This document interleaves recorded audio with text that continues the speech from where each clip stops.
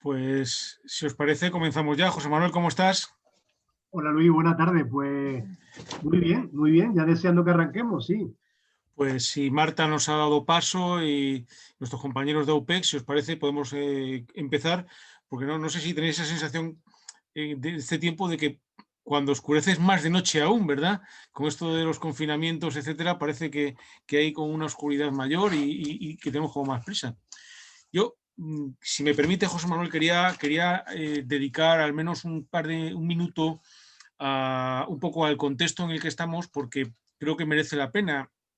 Bueno, pues, en primer lugar, nuestro agradecimiento a José Manuel, a UPEX y a todos los alumnos y alumnas que están siguiendo este encuentro, que no dejan de ser afortunados, porque son los primeros alumnos, la primera promoción de la Escuela de Letras de Extremadura en esta versión de AUPEX, en la que, como sabéis, pues colabora también la Asociación de Escritores Extremeños y, en nuestro caso, la editora regional de Extremadura, de la que soy director, y el plan de fomento de la lectura, que formamos parte ambos de la Consejería de Cultura, Turismo y Deportes de la Junta de Extremadura. Es la primera actividad de una iniciativa nueva que da un salto muy importante respecto a una iniciativa anterior y enormemente exitosa, como han sido y son aún los talleres de la poesía y el relato, talleres presenciales. En esta ocasión, en parte porque las circunstancias han llevado y en parte porque creo que era un salto casi natural, esta escuela ya organizada como más materia, bueno, pues con más estructura y con más ambición, de algún modo, ha saltado a toda Extremadura a través de esta enseñanza digital. Esta es la primera actividad de una de las partes importantes de la Escuela de Letras, que son las actividades complementarias, junto con los 3 módulos que se están impartiendo, que son poesía, autoficción y otros géneros, y lectura, descubrimiento de nuevos autores y textos. Hay algunas actividades paralelas. Algunas son tradicionales, como es el caso de la participación en la antología que se publica cuando terminan los talleres, y otras son, bueno, pues de alguna manera novedosas, como es el caso de este encuentro. Tradicionalmente en los talleres había un encuentro con autor y en este salto del que hemos hablado, esos encuentros serán 2 ahora y además abiertos a todos los lectores que quieran participar, estén o no apuntados como alumnos, inscritos como alumnos en la Escuela de Letras. Además, los que están inscritos, como saben, van a recibir un pequeño lote de libros de la editora regional de autores extremeños, de los que, bueno, pues encontrarán tanto a monitores como a otros autores que, los que seguramente será para ellos un descubrimiento. Y bueno, pues estos encuentros que inaugura José Manuel Díez, mejor que nadie para inaugurarlo, tienen 2 partes. Una primera en la que él va, o 2 partes, no una primera y una segunda, pero sí dos temas que nos interesan y que ya hemos comentado con el autor.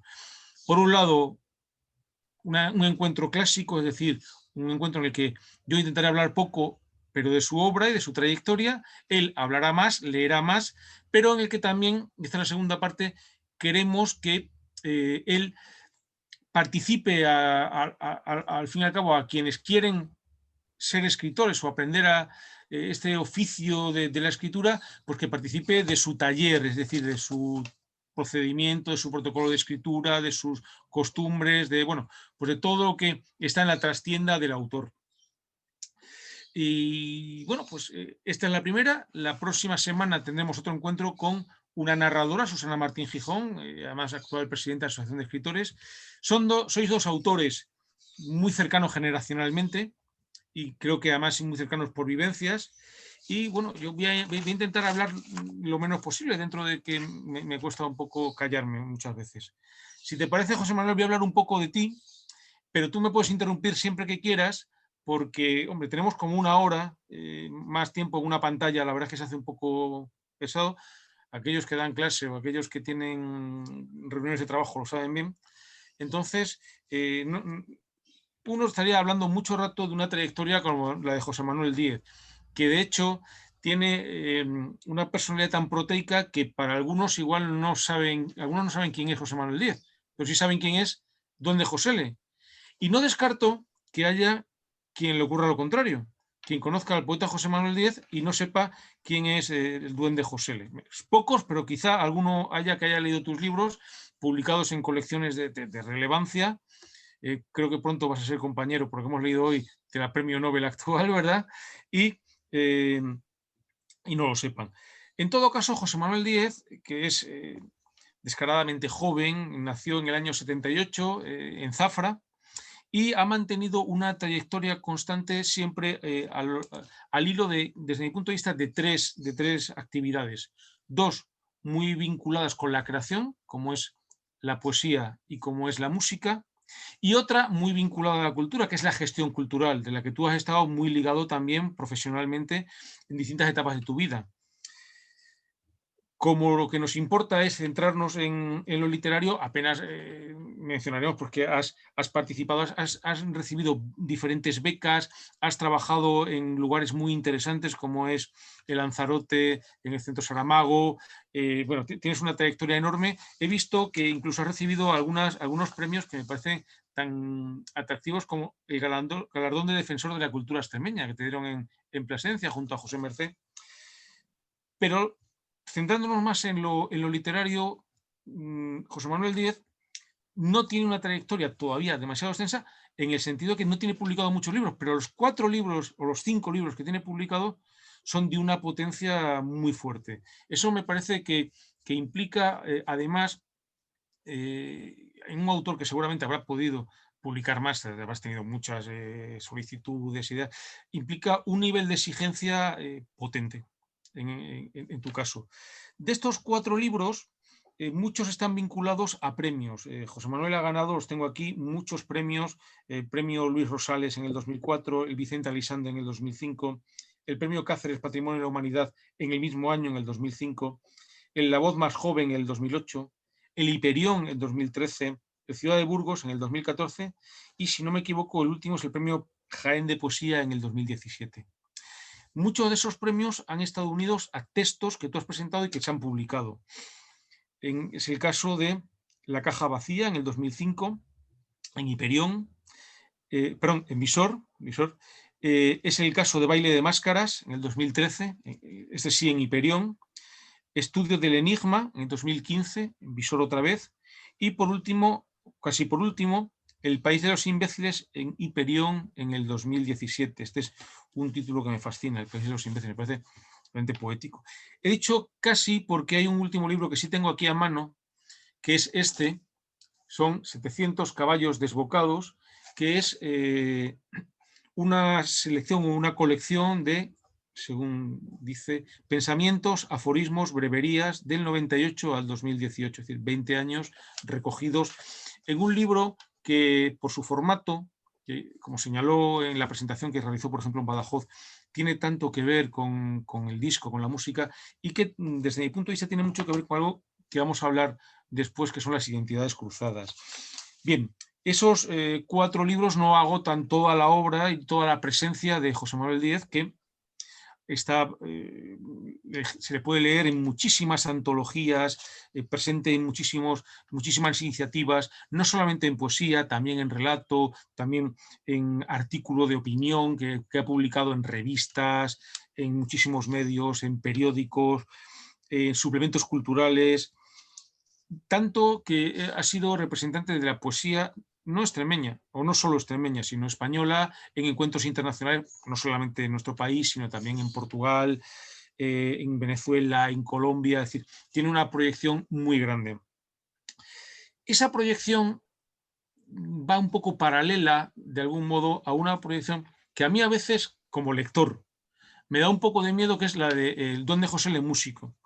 Yo sé que eso él no va a estar muy de acuerdo, pero a veces uno piensa, espero que el duende José L no se coma demasiado a José Manuel Díez, poeta. Y sé que todo el mundo estará pensando, pero si es lo mismo, ¿no? Si es lo mismo, pero los lectores queremos a José Manuel Díez, poeta también. Bien. Me gustaría contar solo cuatro cosas generales antes de empezar a hablar un poco y de que José Manuel hable de su obra y lea su obra, y luego después enlacemos con tu taller de escritura. Hay 4 notas que me parece que merece la pena destacar y tener presentes ahora que tú vas a hablar y que vamos a oírte. Uno de ellos es que si el concepto verdaderamente difuso de identidad existe, deben de existir las identidades cruzadas. Y si existen las identidades cruzadas, tú eres un ejemplo que puede aparecer hasta en el diccionario. Trabajas dentro y fuera de Extremadura, trabajas, hemos visto la poesía y la música, tu trayectoria está unida tanto a la provincia de Cáceres como a Badajoz, juegas con una confusión deliberada entre los libros y los discos, de manera que hay libros que parecen discos, pero hay discos que parecen libros, y debería enseñar en este momento alguno de los discolibros de José Manuel, pero como él sabe, los amigos y en este caso una lectora muy potente me los tiene requisados. De manera que la obra de José Manuel es una obra bastante proteica en ese sentido. Es decir, él además no oculta y no trata de, incluso de alguna manera, de ocultar no sus incoherencias, pero sí su pluralidad.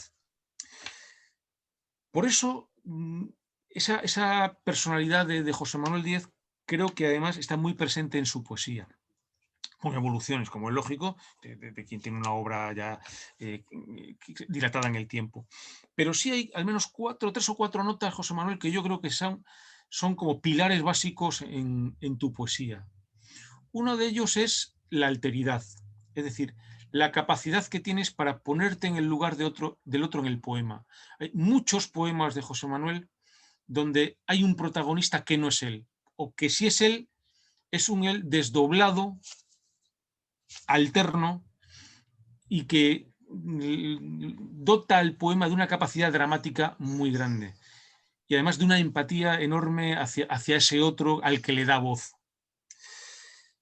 Hay un segundo rasgo que también me parece muy interesante y que quizá haya sido una marca de tu evolución poética, y es que cada vez tienes una mayor cercanía al lector.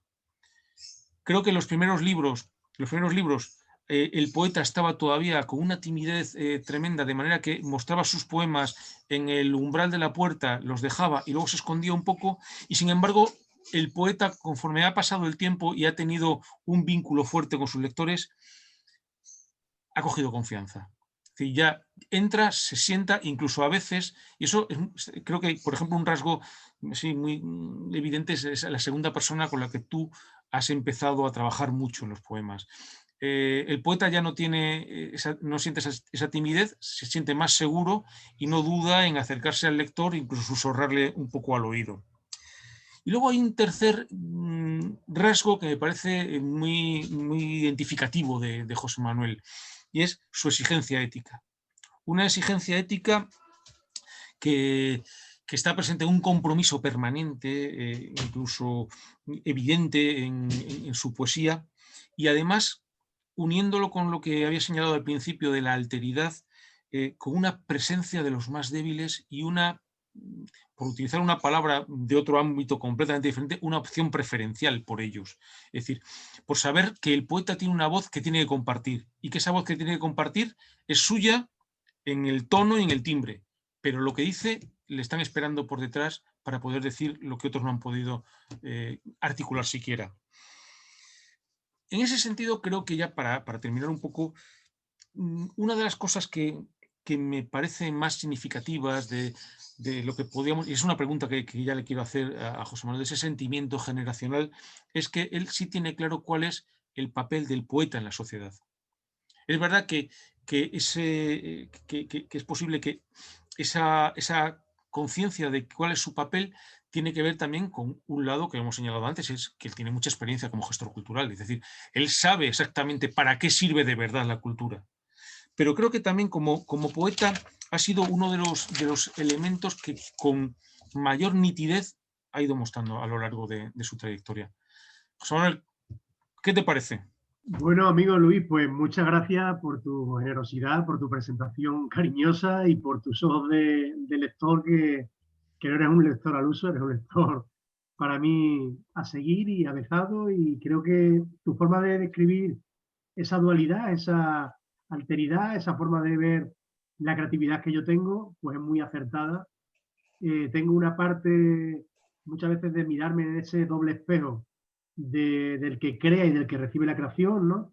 Creo que la parte de gestor cultural, bueno, pues se ha ido desarrollando en mi vida casi que espontáneamente, nunca busqué ser gestor cultural, pero en esto de hacer música, de hacer literatura, y tú lo sabes de sobra, tenemos que autogestionarlo, tenemos muchas veces que ser nuestros propios managers y autopromotores, ¿no? Me toca a veces pensar que lo que uno hace por uno mismo, no lo hace por uno mismo. Igual que cuando leemos un libro, nos alimentamos por nosotros mismos, pero también alimentamos como individuos a lo social y alimentamos a quienes tenemos cerca, ¿no? Y en ese sentido, creo que está muy acertada la visión que tú haces de mi obra, a grandes rasgos. Es verdad que cada libro, cada disco, trato de que sea un submundo y un pequeño instante del momento en el que vivo, de la persona que soy en cada etapa, pero así en general yo creo que sí, que miro a la otra persona, esa segunda persona del singular y del plural, está muy presente en mi obra. Quizás en los primeros libros, efectivamente, uno empieza a autodescubrirse y a mirarse más el ombligo, en el buen sentido, en el sentido de mirarse las dudas, los miedos y los deseos propios, más que mirar lo que tiene fuera, y terminamos comprendiendo que somos espejos de los demás. Y precisamente un libro, un buen disco, una buena película, una buena obra de arte es un espejo de quien la recibe. Entonces yo eso creo que no se me olvida nunca, y de hecho las grandes obras que me interesan, los grandes autores que leo y que más me alimentan, son para mí espejos en los que mirarme. Pienso que la poesía tiene esa parte de pequeños secretos, de secretito que nos compartimos de boca a oído y de corazón a corazón y de persona a persona y de generación en generación, que tenemos que mantener vivos, tenemos que mantenerlo como una llamita que no se extinga de unos a otros. ¿Por qué no arrancas leyendo algún poema? Sí, pues mira, voy a arrancar, tengo por aquí parte de los poemas que más me gustan, porque creo que es una parte importante que los alumnos y las alumnas que nos están escuchando esta tarde-noche, pues entiendan que realmente cuando vas dando forma a libros y a discos, pues te das cuenta a ti mismo que vas dándote también forma a ti mismo, y que hay cosas que con el paso del tiempo, con la distancia, pues a veces pues las tomas como más, bueno, pues más de verdad, más lo que tú eres, más lo que tú has terminado siendo, ¿no? Siempre hay poemas y canciones que dicen más de ti a lo largo del tiempo que otras que van quedando atrás y quizás luego te representan menos, ¿no? Entonces voy a empezar con un poema que me gusta mucho, que incluí en Baile de Máscara, y que habla de un explorador. Porque en el fondo creo que yo también soy un explorador.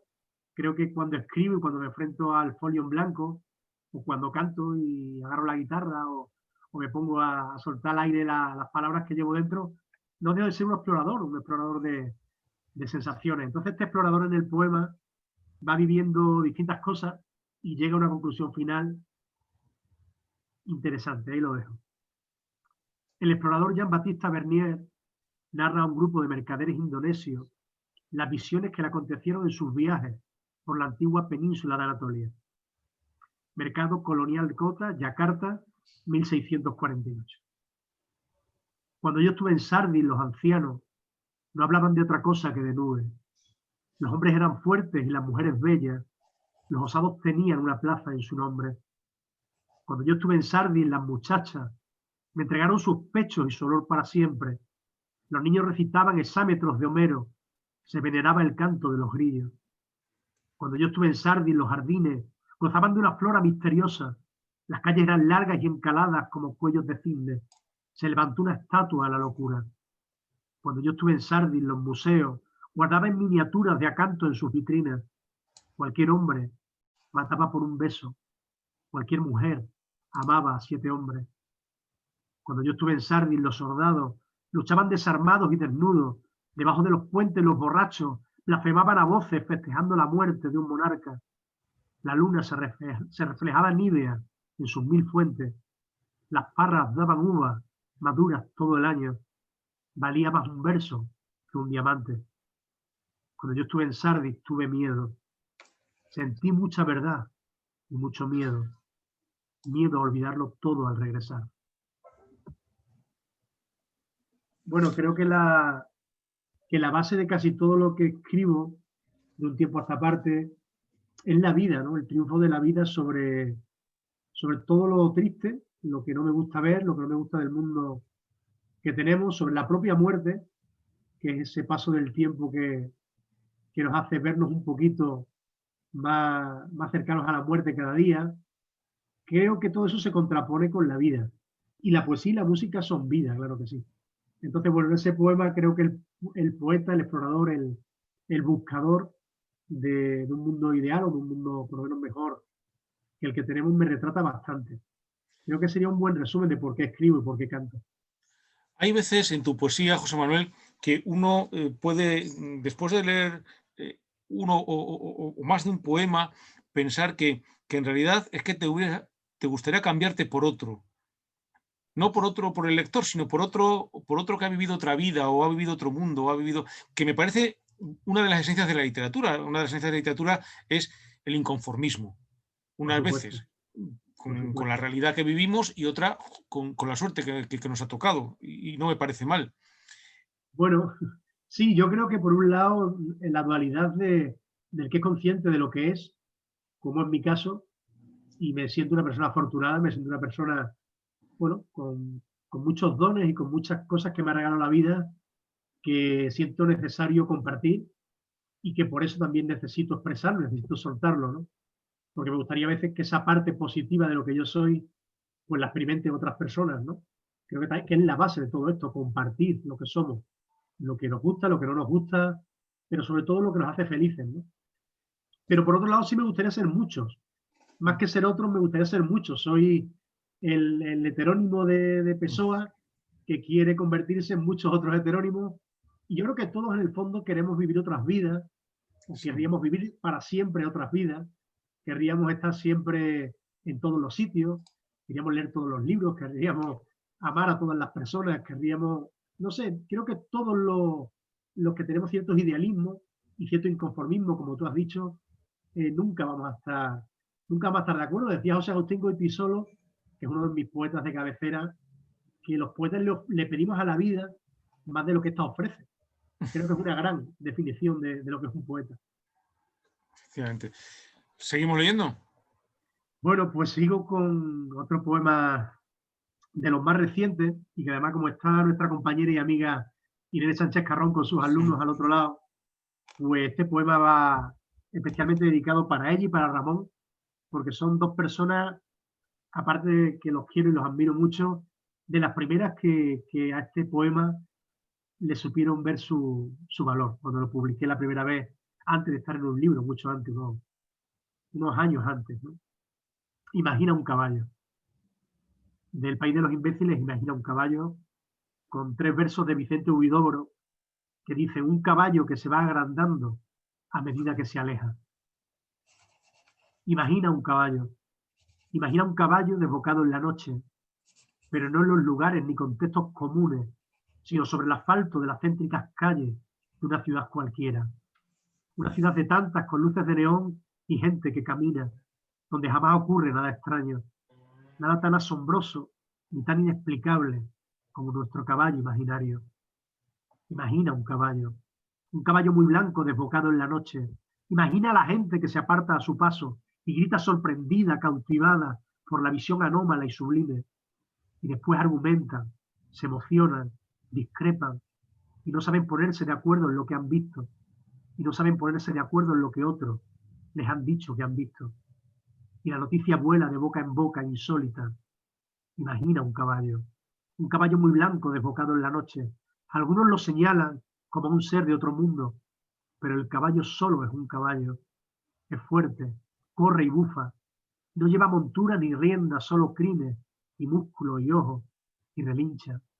Y sus cascos avanzan, resonando en los muertos del cemento, en lo ajeno de esta ciudad que nunca vio un caballo corriendo por sus calles, tan libre, tan sin hombre, tan desnudo. Esta ciudad absorta, concebida para el orden cabal de peatones y coches, jamás para caballos desbocados. Imagina un caballo. Imagina la forma de un caballo que escapa. Nadie sabe de dónde ni hacia dónde. Nadie sabe por qué. Todos ignoran. Quisieran detenerlo en su carrera y alcanzar a montarlo. Sucumbir un instante para siempre a su fuga, solitaria y heroica. Pero nadie se atreve. hay que ser para hacerlo solitario y heroico.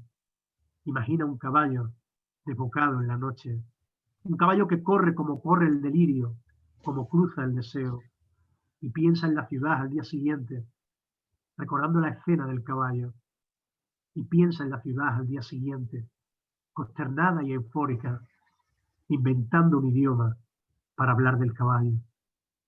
Así es un buen poema, belleza desbocada donde nadie la espera. Una poética, madre mía. Qué intensidad. Has hablado de tus lecturas. ¿Puedes desarrollar un poco más qué lees y sobre todo qué te marcó cuando leías en el momento de que decidiste ser un caballo desbocado? Bueno, yo creo que todos tenemos lectura de tentativa cuando somos jóvenes. Yo empecé por lo que tenía en mi casa, la biblioteca de mis padres, Neruda, Lorca, Damas Alonso, Machado. Creo que a partir de ahí todo fluye hacia la búsqueda quizás de la verdad, porque sabemos que en este mundo de la literatura hay un tipo de escritor que a mí me interesa menos, que escribe muy bien y del que se puede aprender técnicamente mucho, pero que no escribe con tanta verdad como otros. Yo busco siempre más la emoción que la técnica. Creo que en las emociones están la fuerza de las ideas. Y creo que hay ideas maravillosas que las podemos desarrollar con virtuosismo, pero creo que es más importante que el virtuosismo y el cómo, el qué se está contando y el qué se quiere transmitir a quien te lee, ¿no?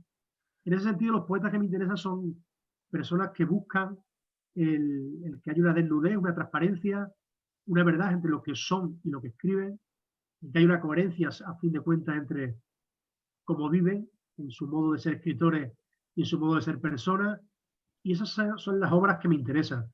A día de hoy miro mucho para Latinoamérica, a todos los niveles, a niveles de aprendiz, a niveles de una persona que ha sentido la poesía con más fuerza y con más realidad en aquellos sitios y en aquellos países. Que bueno, yo no hablo de Latinoamérica como de países, ¿no? Hablo como de un descubrimiento, de un redescubrimiento del idioma castellano que allí para mí ha sido muy potente. Quizás más que la poesía europea que conozco y que también disfruto en muchos ámbitos, ¿no? Pero creo que en Latinoamérica es donde está ahora mismo para mí el renacimiento de nuestro idioma y de nuestra lengua y de nuestra literatura futura. Miro últimamente mucho allí quizás por eso, porque es una tierra que ha tenido mucho dolor y que mucho de ese dolor está expresado de verdad en las literaturas que se están haciendo ahora mismo allí. Y además tú lo conoces bien porque has participado en festivales literarios, estos festivales que bueno, pues cuando los juzgamos desde Europa nos parece como del otro mundo, ¿no? Miles de personas en silencio a cualquier hora esperando para oír. De hecho, tú participaste en una expedición a Colombia con otros autores extremeños y que al hilo de esta referencia a Latinoamérica y a ese viaje, quería preguntarte por tu sensación o por tu sentimiento generacional, sobre todo con autores extremeños.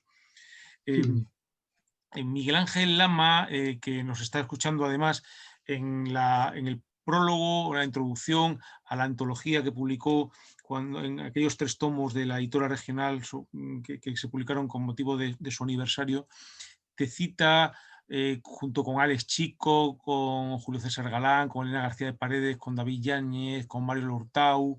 ¿Cuál es esa vivencia tuya generacional? bueno, pues yo creo que ahí el gran Miguel Ángel lo explica bien, ¿no? Creo que por necesidad tenemos que tomar un relevo y además creo que también un momento dulce de nuestra literatura. Y si me centro más en la poesía, pues tenemos ejemplos a la mano, ¿no? Continuamente con gente que está editando a nivel nacional, internacional, ganando premios muy importantes. Creo que nuestra generación ha aprendido de todo eso. Creo que debemos muchísimo a las aulas literarias, aquella magnífica ensoñación que crea la persona en principio de Ángel Campos y a partir de ahí pues todos los poetas y compañeros y escritores que secundan ese sueño. Creo que todos los que vivimos como alumnos aquellos primeros recitales, aquella generación de los 50, ver a Gamoneda, ver a Hierro, ver a Valente, ver a Goytisolo en tus pueblos, es un lujo que no todos los jóvenes españoles han tenido. Creo que de eso tiene mucha culpa que nuestra generación pues haya tenido esa cercanía, no solamente con la palabra escrita, sino con la palabra declamada, con tertulias, con la posibilidad de hablar también de poesía, sin avergonzarte y sin miedo, ¿por qué no decirlo? Yo soy un poquito rara avis, porque la mayoría de mis compañeros de generación y de compañeras han estudiado carreras más destinadas a la letra y a las carreras que se estudiaban en Cáceres, la filología o las lenguas, ¿no? En mi caso, bueno, vengo de la ciencia, estaba en Badajoz, era un poco más solitario desde el principio, pero poco a poco me he ido reencontrando con muchos de ellos. El caso de Daniel Casado, el propio Ale Chico, el propio Julio César, gente a la que también quiero y admiro mucho, y de los que creo que no dejamos de aprender unos de otros. Creo que esto es una forma recíproca y complementaria de crear, la que ahora mismo sentimos en cierto ámbito y en cierto círculo de escritores y escritoras jóvenes extremeños. Perfecto. Pues yo te invito a leer algún poema más antes de que te empecemos a meter caña. Bueno, pues mira, yo estoy dispuesto a todo tipo de crítica y voy a leer un poema interesante, en el sentido de que es de lo último que he escrito, un poema inédito, y que creo que es interesante también porque habla de esa unión de ciencia con lengua y con literatura y con poesía que también trato de aunar en mi obra, ¿no? Se llama Percepción y Memoria. Las 17 flores que consigo nombrar con solo olerlas. Los 25 haikus de Shoseki que puedo transcribir sobre este folio. Las 33 familias lepidópteras que logro descifrar sin miedo a equivocarme. Las 39 estrellas cuyos brillos distingo y sus constelaciones respectivas. Los 42 clases de manzanas que podría tasar con tan solo probarlas. Las 50 ciudades europeas que llego a adivinar por sus plazas y templos. Los 63 libros que reconocería por sus primeras líneas.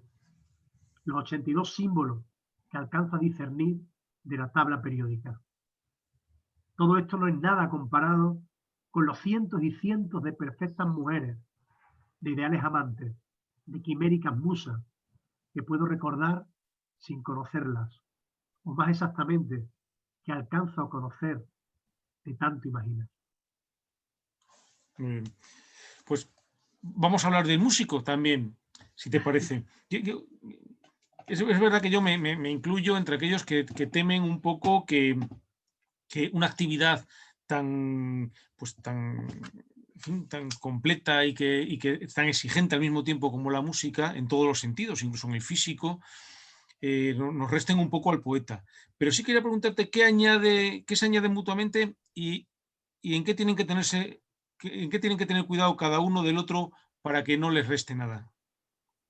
Bueno, pues yo creo que en muchos momentos de mi vida la balanza ha sido difícil mantenerla, sinceramente.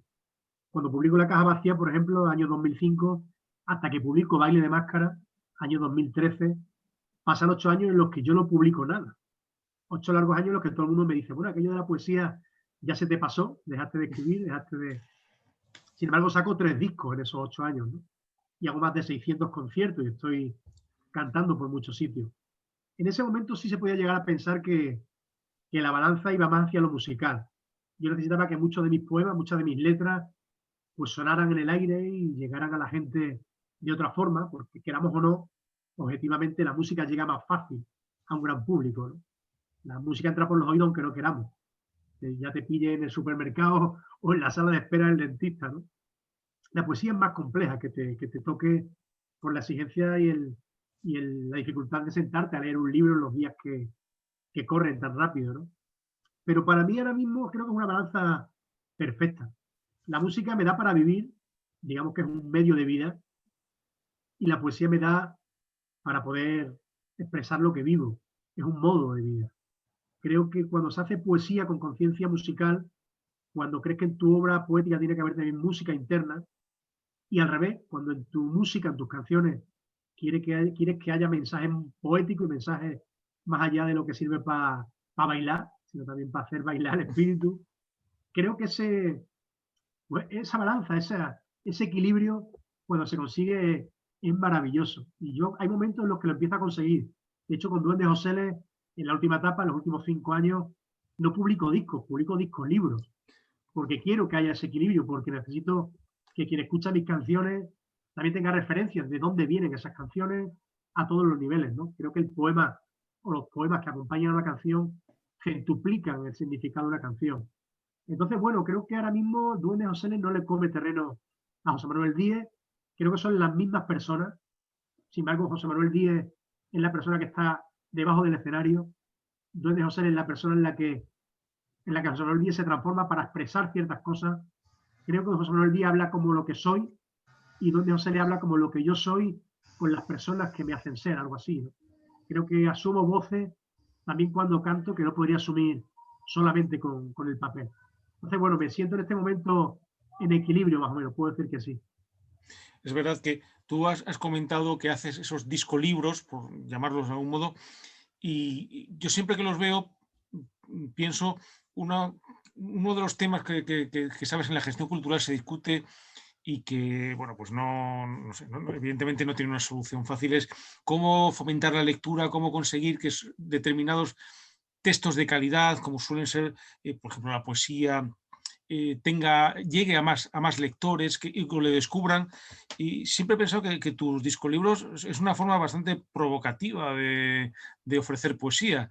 ¿Cuál es la relación que entablan los lectores, el público, tus espectadores, cuando de repente se enfrentan con el disco y tienen los textos? ¿Qué te comentan? Bueno, yo creo que la necesidad ya de la persona que entiende un disco mío como disco libro es muy distinta a la persona que simplemente pues, se pone las canciones en un MP3 o por Spotify o por YouTube, ¿no? Creo que es otro concepto, el concepto de que entiende que las 10 o 12 o 15 canciones de un disco han nacido en un momento concreto de mi vida en el que toda esa creación musical ha ido acompañada de otras cosas. Por eso el disco libro tiene una pequeña explicación de por qué nace cada canción. Por eso hay poemas, por eso hay fotografías, por eso hay una intención de que la obra sea un compendio también de diseño, de concepto de imagen, ¿no? Que el que toca el libro, el disco libro, sienta que está tocando algo más que un disco libro, no solamente un objeto. Ahí hay vivencias, hay una persona detrás de eso, ¿no?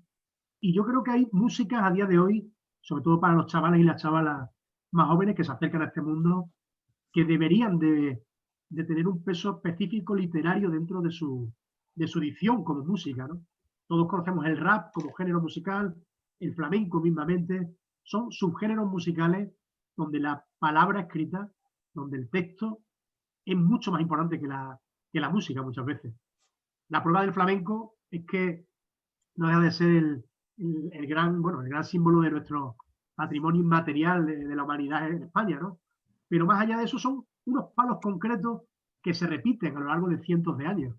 La música es muy similar, la del siglo XIX a la que estamos haciendo en el siglo XXI. Por ejemplo, lo que le da la riqueza añadida son los mensajes, la queja, la lucha de su palabra, ¿no? Y pasa lo mismo con el rap, que para mí es el flamenco moderno.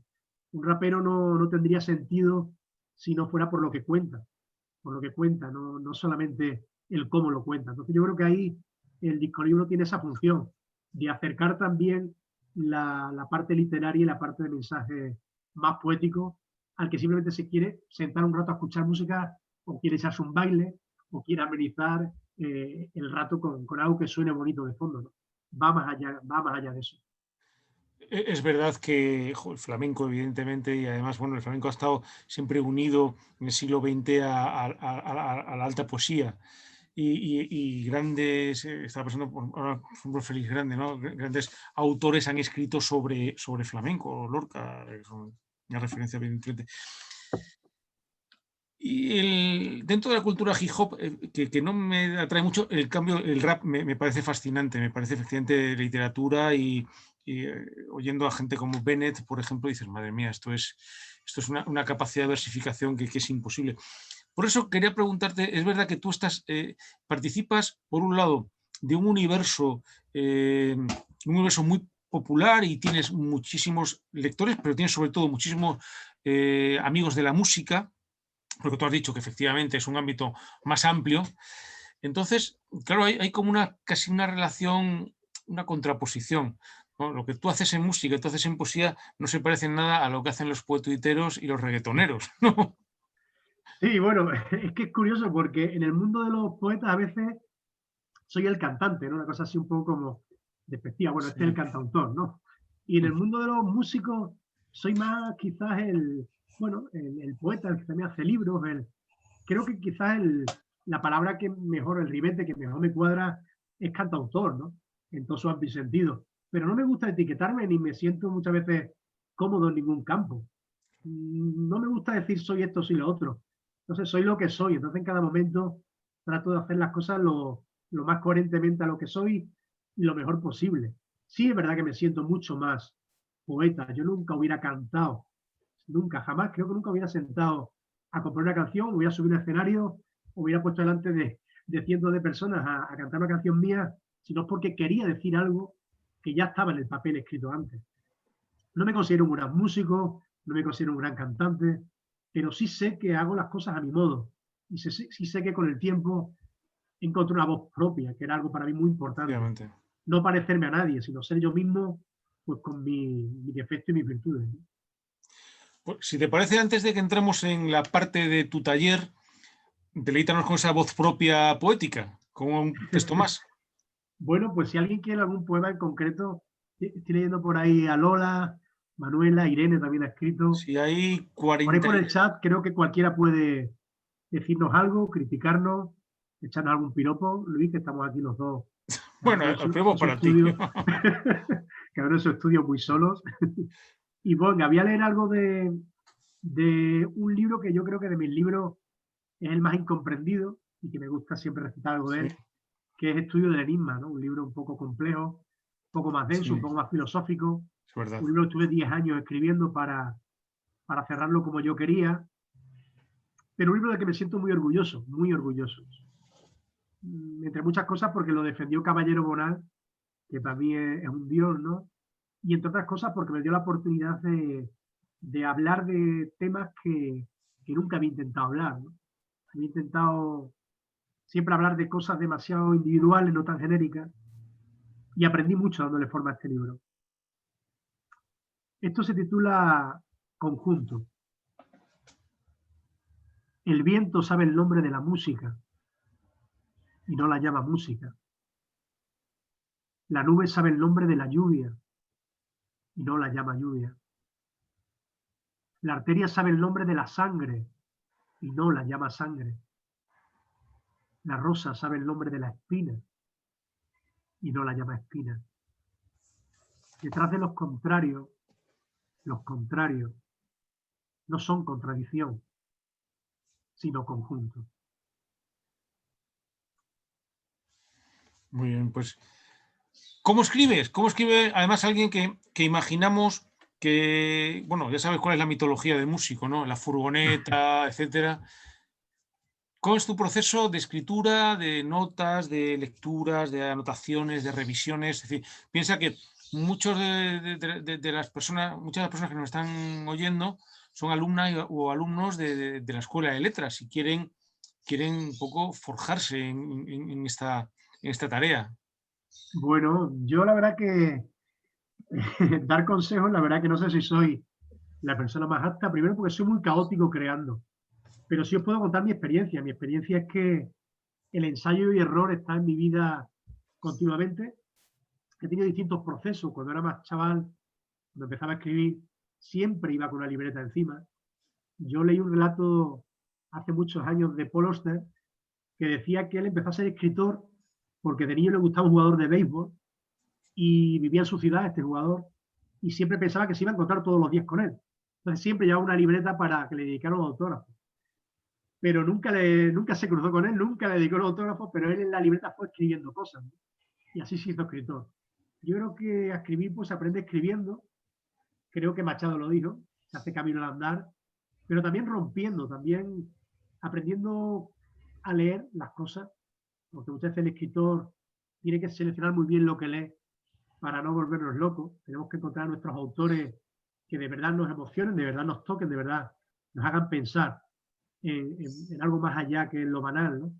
Y a partir de ahí yo creo que construimos nuestro propio método. Siempre lleva una libreta Encima ahora con el teléfono móvil es más fácil. Me acuerdo de una época en la que no había todavía móviles, que a veces se me ocurrió una melodía y llamaba a casa para dejar grabar algo en el contestador, ¿no? Cosas así, de locas, ¿no? Luego ya me compré una grabadora, por ejemplo. Bueno, pues ahora con el móvil lo llevamos todo encima. Tenemos la posibilidad de grabar una melodía, de escribir un texto rápido, ¿no? Yo parto de ideas muy concretas, casi siempre, como digo, ideas que me emocionan. Siempre me baso en lo que veo, en lo que me gusta ver y en lo que no me gusta ver. Creo que la calle es el gran motor inspirador que yo tengo. Todo lo aprendió en la calle, y aunque en la biblioteca y en casa se aprende mucho, pero ahí realmente lo que aprendemos es a darnos cuenta que lo que hemos visto en la calle, lo que hemos vivido, es importante o no es importante. Creo que la tasa de posibilidad de hacer un buen poema o mal poema te la va a decir siempre el que lo que hoy te parece bueno, no digas hoy que es bueno. Lo dejes en el papel reposar, lo hables con tu yo futuro y en un tiempo seguramente sepas si de verdad que ello valía la pena o no. Eso también es muy importante. Que lo que escribamos, yo no soy mucho a lo mejor de corregir y de... Bueno, no estoy mucho más tiempo del necesario delante del mismo folio, ¿no? Soy más de vivir, de acumular y luego que la experiencia me diga si eso es bueno. Soy más a veces de romper y de quedarme con poco que de escribir poco y darle muchas vueltas. Y cuando has encontrado, cuando has leído tus libros ya impresos, en tu caso, muchos de tus libros han estado vinculados a un premio, es decir, tú lo has enviado el original, se ha premiado, se ha publicado. Cuando los lees, ¿te reconoces o cambiarías cosas? Sí, claro, siempre. Yo creo que una obra completa no existe. La obra siempre está por pulir, por terminar, pero bueno, nos volveríamos locos y haríamos una obra eterna si nunca diéramos a imprenta algo con lo que estamos más o menos convencidos en un momento dado, ¿no? Pero es verdad que de un libro de 40 o 50 poemas, el poeta con el paso del tiempo se queda con poquito. Yo, por ejemplo, de mi primer libro, 42, que eran 42 poemas, pues a día de hoy salvaría yo creo que 3 o 4, no muchos más. También creo que tenemos que ser exigentes con nosotros mismos. No somos la misma persona que éramos, ¿no? Creo que nosotros a nosotros mismos también nos vamos dando a luz con las épocas y eso también depende mucho de lo que vamos leyendo, de lo que vamos formándonos, de viajar mucho. Creo que, como dijo Unamuno, viajando se quitan todas las tonterías. Viajando se quitan la xenofobia, los racismos y las incoherencias y la incultura de mucha gente se le quitaría viajando. Creo que cuando vemos que en todas partes del mundo hay cosas que amar, cosas que duelen y cosas importantes, nos damos cuenta que no somos ni el ombligo ni lo más importante. Entonces creo que ahí nuestra poesía debe reflejar todo eso. Debe reflejar el ser viajero y el ser explorador, como decía antes, que cada uno lleva dentro, ¿no? Pues leemos otro poema y para Sí, saltar a otro bloque. sí, claro, mira, voy a leer, he estado pensando, Luis. Es que además nos gusta mucho cómo lees los poemas, entonces te lo tenemos que pedir. Claro. Bueno, pues muchas gracias. Si los leo bien, mejor que lo leyera mal, porque también tenemos los eximos ejemplos de algún poema de algún poeta maravilloso, pero que no hay quien les escuche leer. Sí. Entonces yo espero compensar un poco el no ser tan buen poeta con leerlos bien. Mira, voy a leer de Desnudos Integrales, que es mi último disco libro, un pequeño poemita, ¿vale? Son dos pequeños poemitas, uno que creo que es necesario en los tiempos que vivimos, y más conmemorándose ayer el Día de la Igualdad de Género, ¿no? Una lágrima. Ella lo miró alejarse, ella lo miró alejarse y dejó caer una lágrima. No por lo mucho que lo quiso, sino por lo triste que había sido a su lado. Y otro que son 4 versos, pero que hablan del futuro y de mi deseo para el futuro, ¿no? Todavía, todavía una rosa que acontece sin pétalo, todavía un idioma que se dice callando, todavía un asombro que converge en su enigma, todavía una luz al final de los labios. Bueno, 2 poemitas cortos que están en ese disco libro. Fenomenal. Pues Estamos viendo en el chat que, bueno, tienes una cantidad de elogios envidiable en todos los sentidos, que la verdad que además son merecidos. Hay muchas referencias tanto a tus textos, incluso Irene comenta también valorando Ciudad del Enigma. Me gustaría destacar de las anotaciones que hay. Por lo tanto, María dice que se adentró contigo en un taller de poesía y que a partir de ahí pues fue un descubrimiento. Manuela habla de que necesita la cultura presencial ya, pero sí que la necesitamos. En fin, estamos inventando esto todavía. Estoy leyendo algunos de los comentarios sí. Y bueno, dar las gracias Sí. por el buen gusto, sin duda, que tienen estas personas. Veo muchas lectoras Sí. y veo a algún amigo que también me escribe desde la otra orilla, amigos desde Canarias. ¿Qué decir? Creo que todos necesitamos, y más en los tiempos que corren, con las grandes problemáticas culturales que tenemos, ¿no? Necesitamos apoyo, necesitamos ese feedback que se dice ahora en moderno. Necesitamos que haya alguien al otro lado que de verdad les sirva lo que hacemos, ¿no? Yo necesito sentirme útil con lo que hago. Cuando canto y cuando escribo necesito que por lo menos una persona al menos, en un concierto, en un recital mío, pues bueno, pues salga un poquito siendo mejor persona de lo que era antes de entrar, ¿no? Porque así yo también me hago mejor persona. Creo que el arte y la creatividad no tienen sentido si no compartimos lo que somos, para bien o para mal, ¿no? Así que muchas gracias a todas y a todos por vuestros comentarios. Y mira, estoy leyendo por aquí también. Que muchos comentarios, están muy bien, está fenomenal.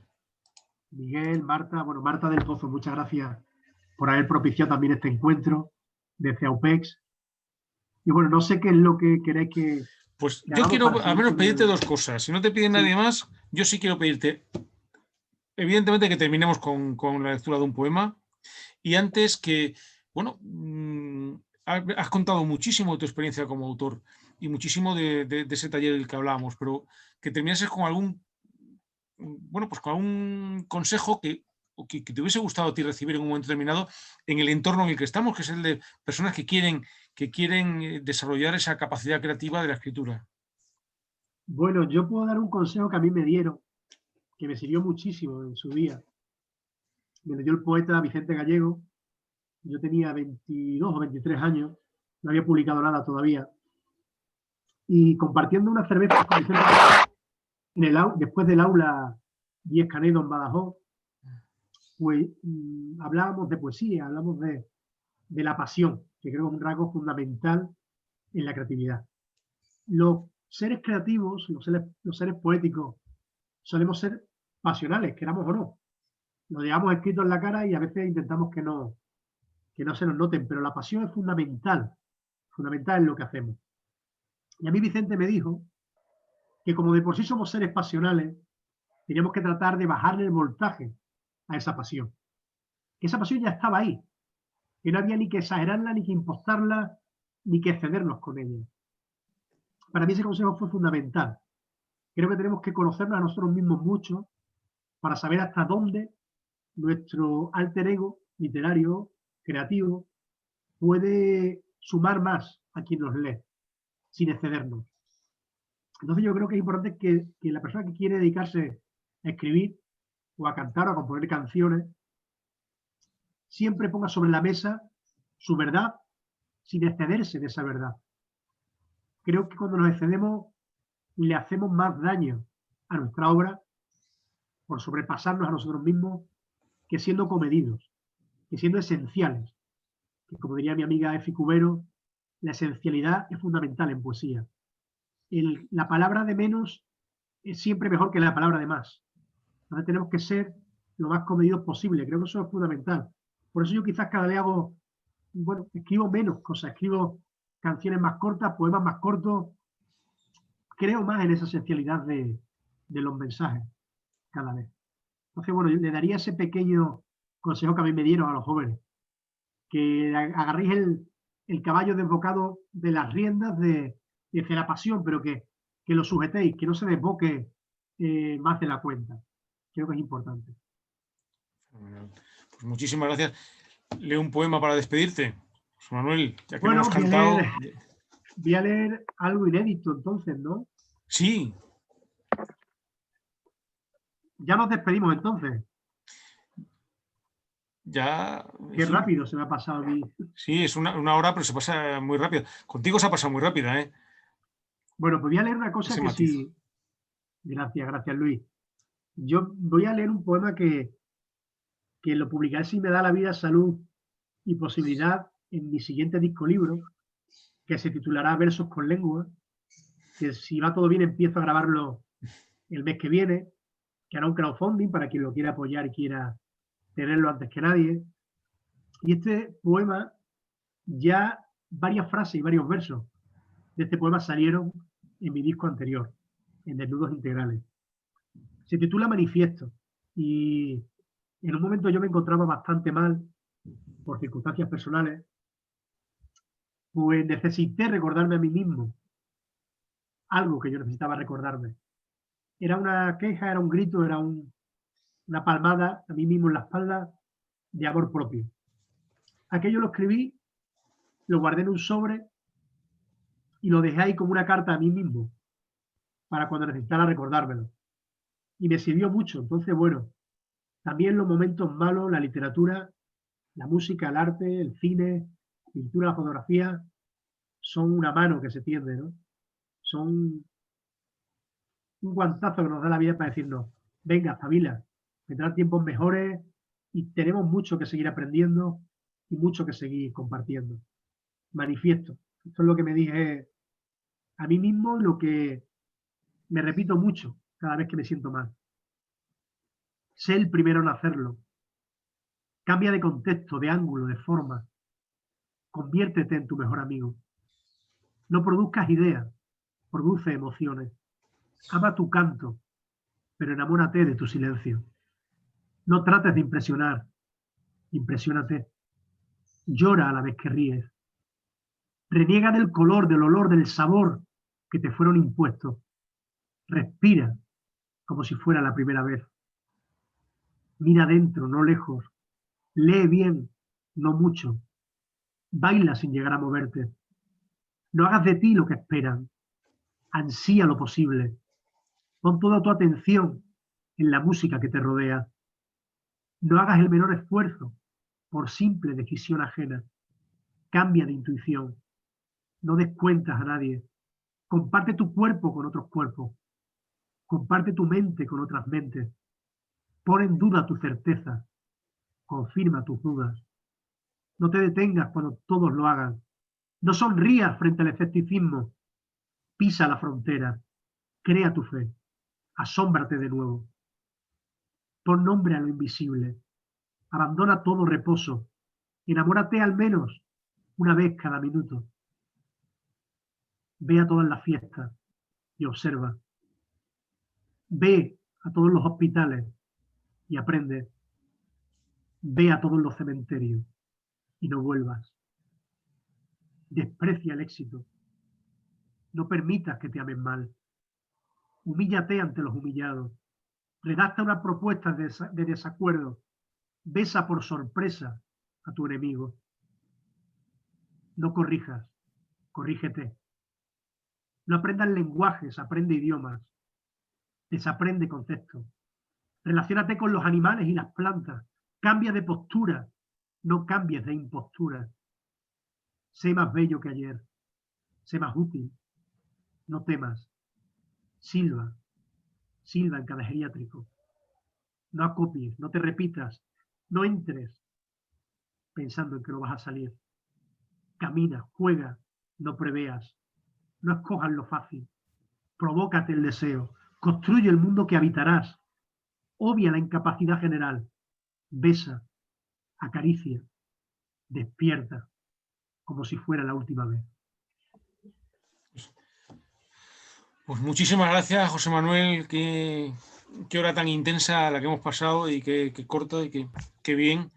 Y bueno, pues vamos a terminar que en realidad es un hasta luego, porque la semana que viene, a la misma hora, o ya nos confirmará UPEX, se celebra un encuentro complementario. Hemos estado con la poesía, pues nos toca la prosa, que con Sí, Susana Martín Gijón. sé que estáis con Susana, voy a estar ahí. Tengo el enorme orgullo de ser personaje de una de las novelas de Susana. Y bueno, una persona que quiero mucho y muchas gracias de verdad por lo que estáis haciendo. Creo que esta escuela no debe terminar. Ojalá cuando pase toda esta racha del COVID, pues nos encontremos cara a cara, nos abracemos y podamos seguir haciendo todo esto en persona. Gracias de verdad. Muchísimas gracias a ti, muchísimas gracias a UPEX por hacerlo posible, muchísimas gracias a la Asociación de Escritores. En nuestro caso, bueno, pues la Editora Regional de Extremadura y la Consejería de Cultura, Turismo y Deportes de la Junta de Extremadura estamos muy contentos de poder colaborar.